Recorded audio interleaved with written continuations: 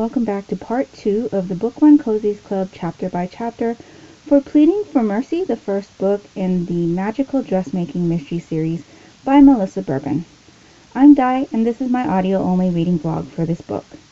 Today I will be reading chapters 9 through 16 and sharing my thoughts with you along the way. Due to the nature of this reading vlog, there will be spoilers. So if you haven't read these chapters yet, I suggest that you not listen to this recording until you have. If you would prefer to hear my general thoughts on this book in its entirety, keep an eye out for my Book One Cozies Club series First Impressions video, which will be posted sometime after the reading vlogs for this book have commenced. So how is everybody doing this evening? I am doing not so great. I am actually not feeling too good tonight. I think my stress level is just really high. Things have been going on at work that are making my stress level high. And so, yeah, the last couple weeks have been not so great. And tonight is just one of those nights where I'm just not feeling well. So I'm looking forward to winding down with a few chapters of this book. Looking forward to learning more about what's her name? Our main character? I can't even remember what her name is at this point. That's how bad it's been. Harlow? I think her name is Harlow? Yeah, so I'm very curious to see if she's going to, I don't think inherit is the right word, but come into her abilities. Her mom seems to think that they'll come in eventually, so I'm interested to see what her ability will be if she does actually have abilities. And I'm very curious about the spirit, or I'm not sure.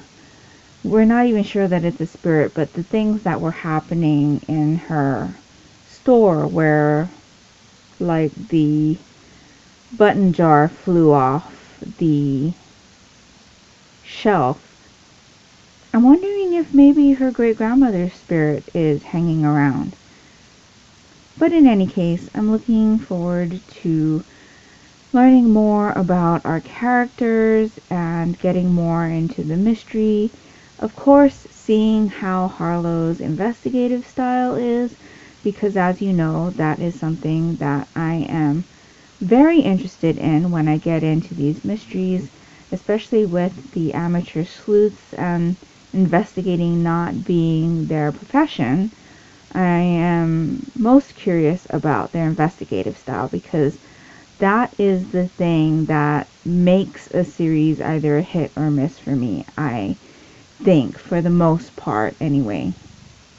Of course, you know, the overall theme of the series also has something to do with it, but if the amateur sleuth's investigative style is something that bothers me or gets on my nerves, then that really puts a damper on it for me.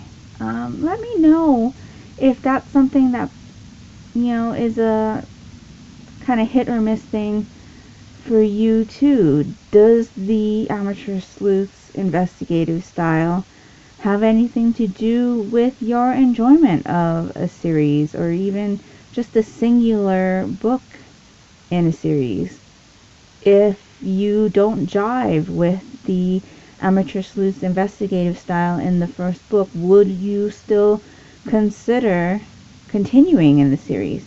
I'd be really interested to know if that is something that affects your decision to continue or not continue a series. But anyway, I think I have blabbered on enough for this evening. I'm going to dive into chapter 9 right now, and I will be back with you in a bit.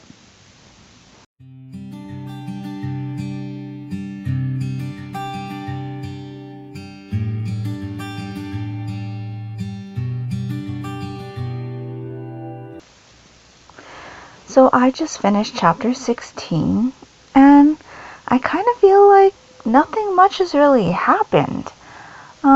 It's very unusual. Like, we're about 30% into the book. At least that's what my Kindle tells me. And she hasn't really done any investigating.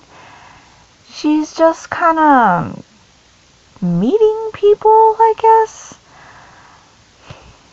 I guess really the only kind of investigating she did was when she stopped by that coffee shop or bakery. I'm not sure.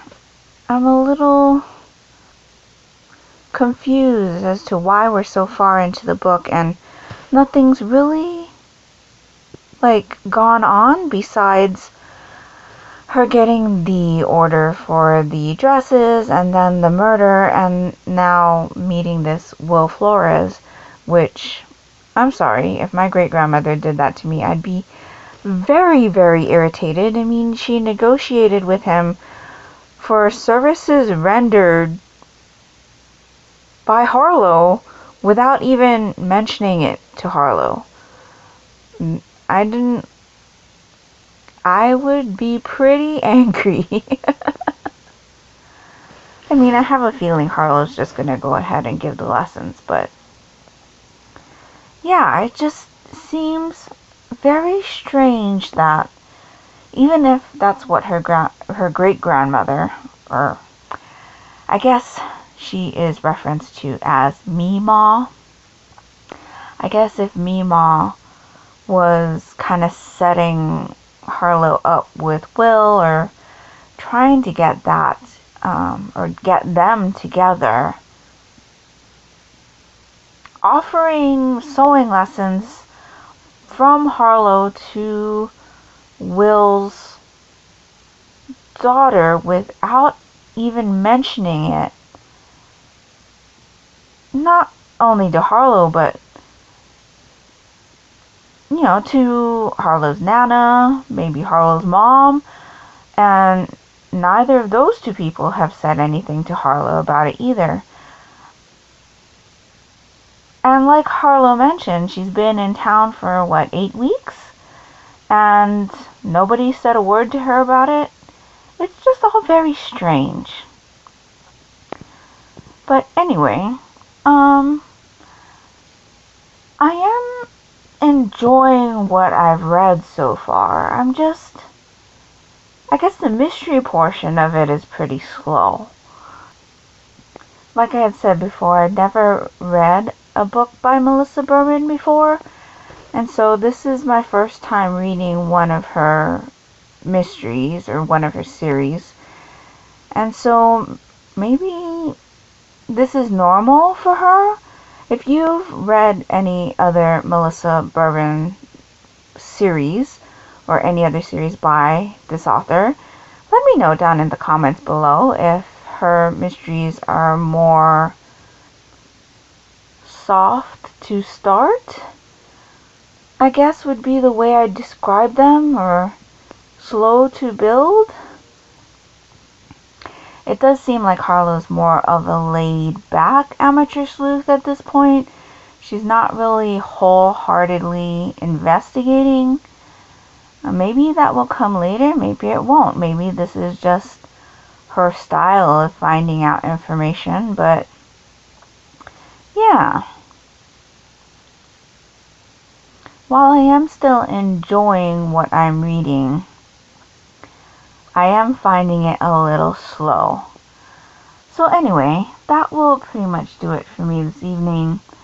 Let me know down in the comments below how you felt about these chapters, if you think that the mystery is slow as well, or if you enjoy the pacing of it. I will be back with you tomorrow for chapters 17 through 24, and I hope you're all having a great evening. So I will talk to you later. Bye.